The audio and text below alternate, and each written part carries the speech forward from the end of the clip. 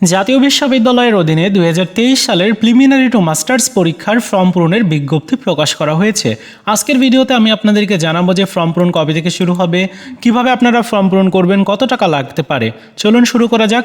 নোটিশটা দেখতে পাচ্ছেন যে আজকে 30 এপ্রিল প্রকাশ করা হয়েছে, যেখানে প্রথমেই ফর্ম পূরণ করার ডেট উল্লেখ করেছে 5/5/2026, অর্থাৎ মে মাসের 5 তারিখ থেকে ফর্ম ফিল আপ শুরু হবে এবং 4/6/2026 তারিখ পর্যন্ত ফর্ম ফিল আপ করা যাবে।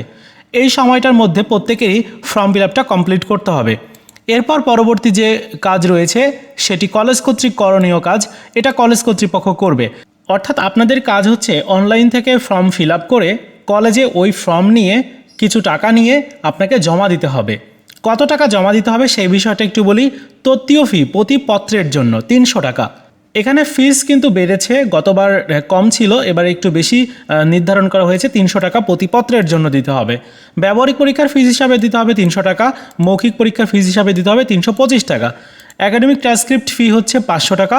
এছাড়াও আরও অন্যান্য ফিসগুলো রয়েছে, এগুলো কলেজের সাথে কথা বলে জেনে নিতে হবে যে আসলে কলেজ কর্তৃপক্ষ কত টাকা ফিস তারা নিবে।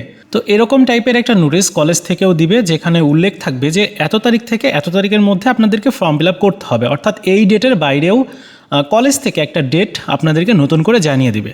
সো ওই তারিখের মধ্যে কলেজে গিয়ে আপনার টাকা জমা দিয়ে ফর্ম ফিল আপটা কমপ্লিট করতে হবে। এছাড়াও কারা ফর্ম ফিল আপ করতে পারবে, এখানে সেই যোগ্যতা উল্লেখ করছে যে যারা 2022-23 শিক্ষাবর্ষে ভর্তি হয়েছিল তাদের ফর্ম ফিল আপ করার সুযোগ রয়েছে।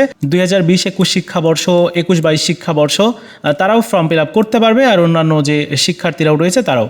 সো এই হচ্ছে নোটিশটির গুরুত্বপূর্ণ তথ্যগুলো। আর ফর্ম ফিল আপ করতে হবে এই ওয়েবসাইটে গিয়ে। কীভাবে ফর্ম ফিল আপ করতে হবে যেদিন শুরু হবে আমি আপনাদেরকে দেখিয়ে দেবো।